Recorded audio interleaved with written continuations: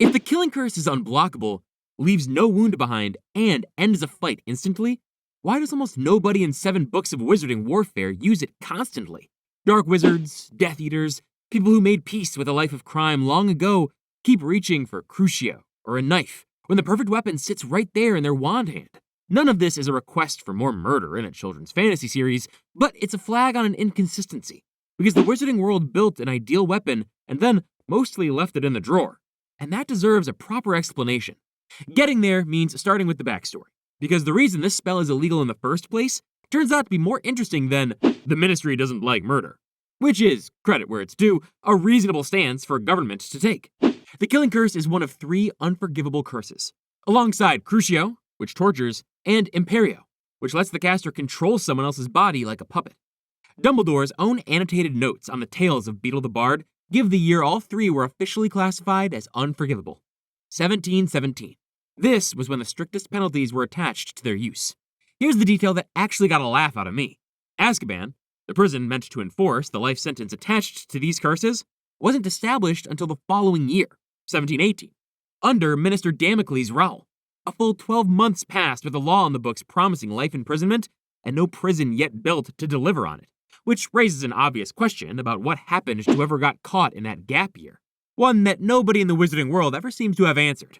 It's exactly the kind of we'll sort out the logistics later governance you'd expect from an institution that also let a wanted mass murderer's file gather dust for over a decade.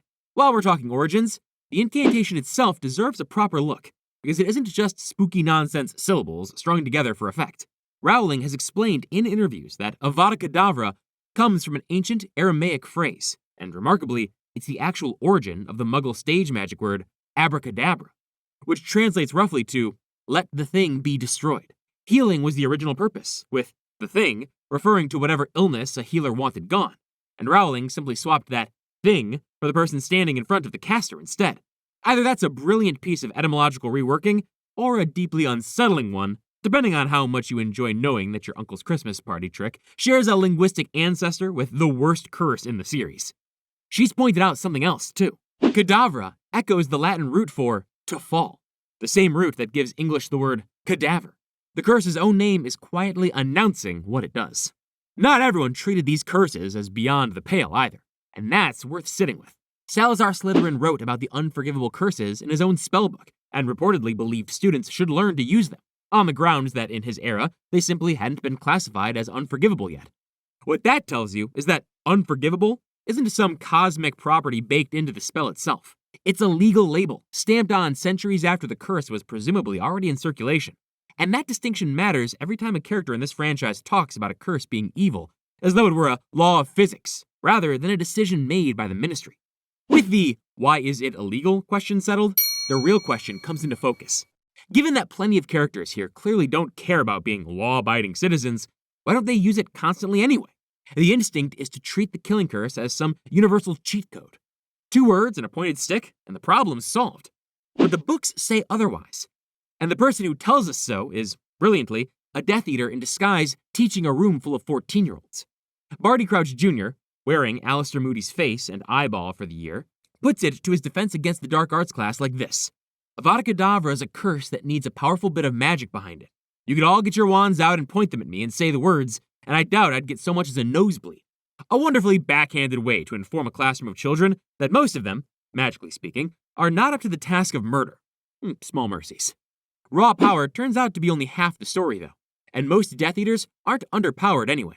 Grown, trained dark witches and wizards make up the bulk of that group, several of whom went to Azkaban and came back worse for it, which means power was never really their bottleneck. Intent was. Bellatrix Lestrange spells this out for Harry during the Ministry battle, and it lands as one of the more chilling lines in the series precisely because she delivers it so casually. Never used an unforgivable curse before, have you, boy? You need to mean them, Potter. You need to really want to cause pain, to enjoy it. That's not flavor text. That's the actual mechanical requirement. Because raw magical horsepower gets a caster nowhere without a genuine, focused desire behind it to end a specific life in that specific moment. Knowing the incantation counts for nothing. Wanting it, fully and without hesitation, is what gets you the green light. This pattern isn't even unique to the killing curse, which is the more interesting bit. The ridiculous spell needs the right mindset against a boggart, and the Patronus charm demands a very specific emotional state to work against a Dementor. So Avada Kedavra is really just the most extreme version of a rule that already governs plenty of everyday magic. The emotional bar just gets cranked up from happy memory, or the will to make something look ridiculous, to sincere, focused desire for someone's death, which is, on reflection, a strange thing for a killing curse to have in common with a spell that turns a boggart into a clown. Sit with what that implies for a second, because it's genuinely unsettling world-building once you follow it through.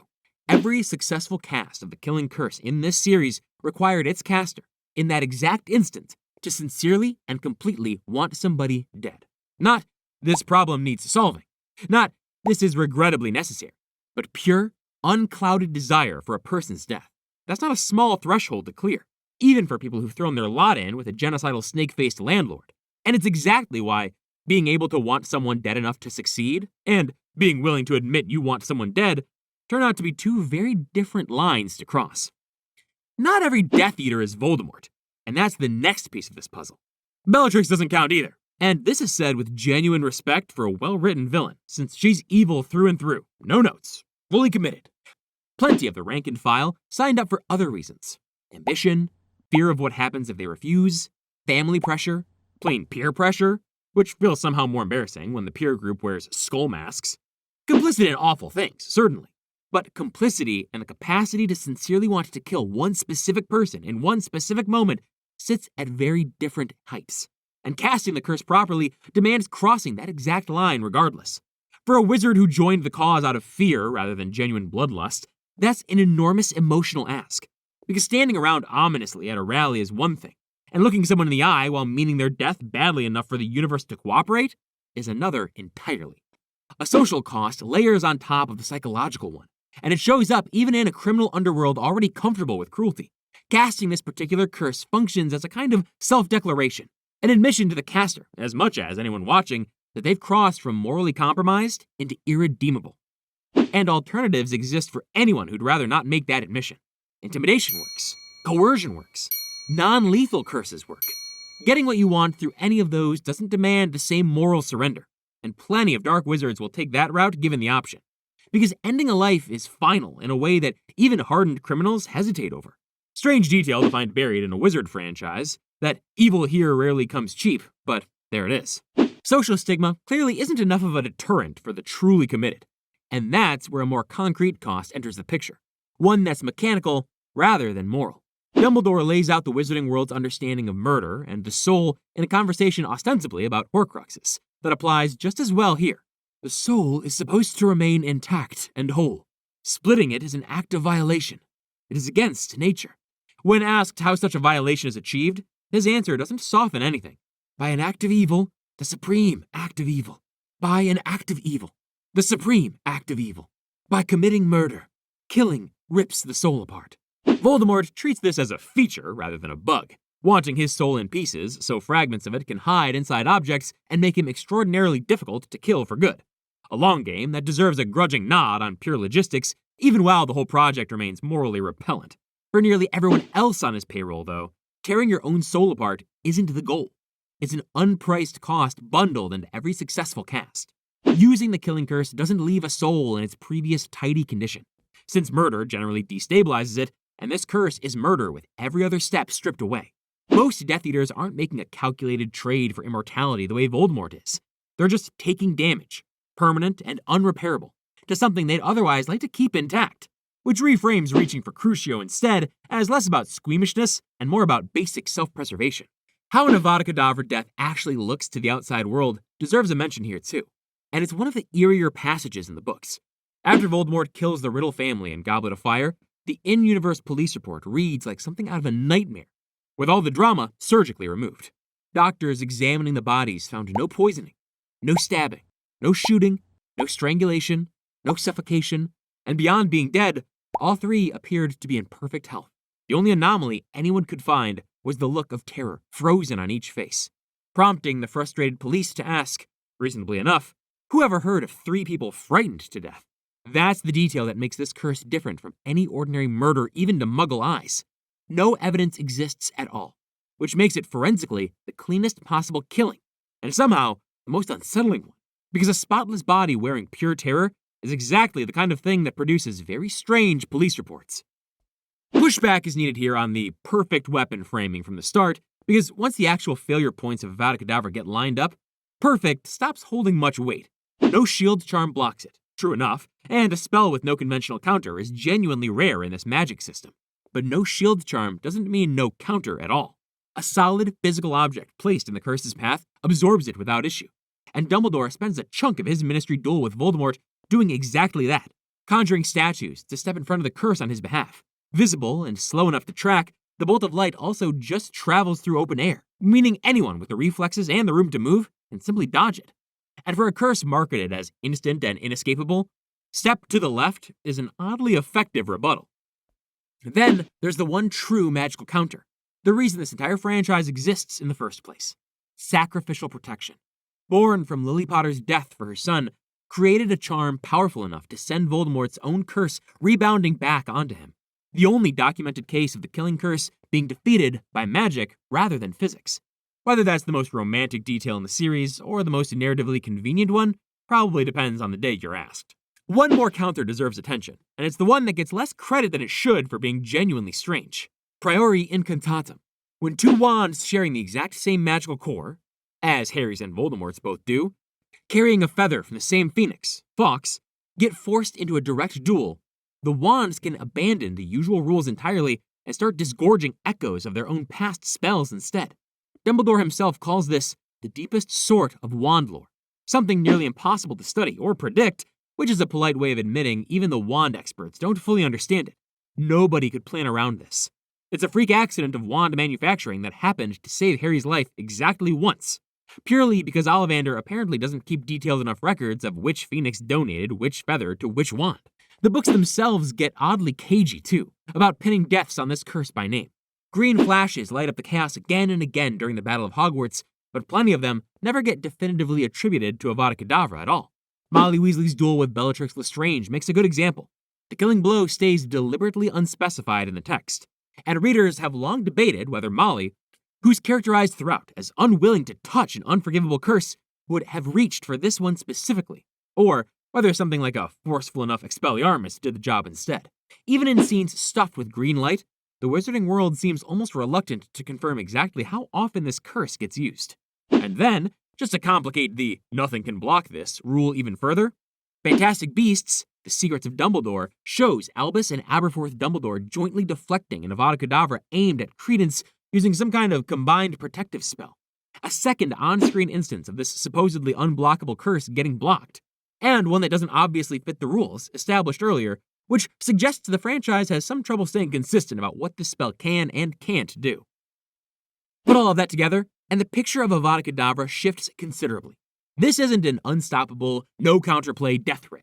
It's a spell that demands enormous personal cost to cast, gets beaten by a well-placed statue, gets dodged by anyone paying attention, has been permanently defeated exactly once in recorded history by an act of maternal sacrifice, remains theoretically vulnerable to an ultra-rare wand lore coincidence nobody could engineer on purpose, and apparently got blocked a second time in a spin-off film without much explanation. That's a lot of asterisks for a spell doing this much marketing for itself. Mechanics aside, some of this comes down to character, because certain dark wizards simply prefer their victims to suffer, and Avada Kedavra makes a terrible tool for that job, since it ends things far too quickly.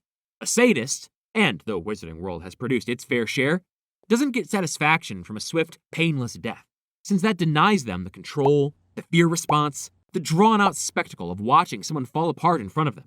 Crucio and Imperio exist for exactly that purpose instead, letting a caster stretch things out, toy with a victim's mind and body, and keep asserting dominance for as long as they like, rather than blowing the whole encounter in a single flash of green light.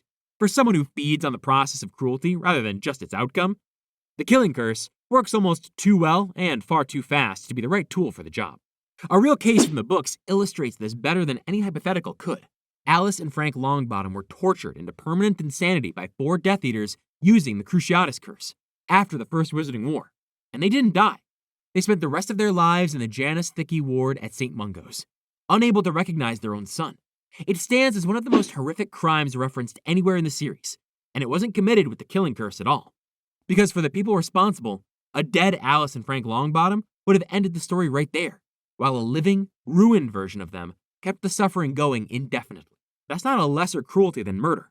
In some ways, it's a worse one, and pulling it off required avoiding Avada Kedavra entirely. A more practical, almost administrative reason closes this out. One that reframes Voldemort's entire war effort as something closer to a hostile takeover than pure annihilation. Voldemort and his followers weren't trying to leave the wizarding world empty. Their goal was a new order with pure-blood wizards on top, and a throne with nobody left to rule isn't a throne. It's just an empty room with good lighting. Installing that new order meant Voldemort needed subjects to govern, labor to exploit, and future generations to sustain the whole project going forward, which made wiping out everyone in his path on the way there spectacularly counterproductive to his own long-term plan. A ruler with no subjects has no power, and every part of Voldemort's motivation from beginning to end tracked back to accumulating power rather than destruction for its own sake. Grim as it is, that might be the most restrained thing about him. Even at his worst, he was still doing the head count. One detail complicates the clean good versus evil framing this whole discussion leans on, and it deserves airtime before wrapping up. This curse was never used exclusively by Death Eaters. Special ministry permission went to Aurors during the First Wizarding War, under Bartimus Crouch Sr.'s administration, letting the wizarding world's own law enforcement use the unforgivable curses against Death Eaters in an effort to fight fire with fire, which meant that for a stretch of that war, the so-called good guys were also casting Avada Kedavra with the ministry's own blessing. That detail never made it onto the recruitment posters, and it should complicate any tidy narrative about this spell belonging exclusively to irredeemable dark wizards. Far more flexible than the name suggests, the ministry's relationship with its own supposedly unforgivable curses turns out to allow for repeat exceptions. Flexible enough that the ban got reinstated twice, once after the First War's Auror exception ended, and again after Voldemort's regime seized the ministry itself during the Second War and made all three curses official policy. Instruction came with that policy too. Amicus Carrow took over what used to be Defense Against the Dark Arts, renamed it simply Dark Arts, and made the Unforgivable Curses mandatory coursework for every student. No opt-out available. Sit with that for a second. The same spell that once needed Barty Crouch Jr. to warn a room of 14-year-olds that most of them couldn't manage it became compulsory homework under the next regime. Kingsley Shacklebolt reversed all of it once the war ended, restoring the curses to strict illegality. But needing to reinstate that ban twice says plenty about how conditional unforgivable really is the moment it becomes politically inconvenient. Taken together, these 6 reasons stop being one clean explanation and start looking like a pileup of very human limitations dressed in wizard robes. The spell demands a level of raw intent most people, criminals included, struggle to sustain in the moment. It costs the caster something permanent every single time it works. It's nowhere near as unbeatable as its reputation claims. Some of its would-be users would rather prolong suffering than end it quickly. And the people actually running the war needed living subjects far more than they needed a pile of corpses. Framed that way, the Killing Curse isn't underused because anyone forgot about it. It's underused because almost nobody in this story, villains included, can actually afford to reach for it as often as its reputation implies. The most feared curse in the wizarding world has more red tape around it than the ministry itself. If you want to know why some wizards are simply born more powerful than others, that video's right there. Go watch it.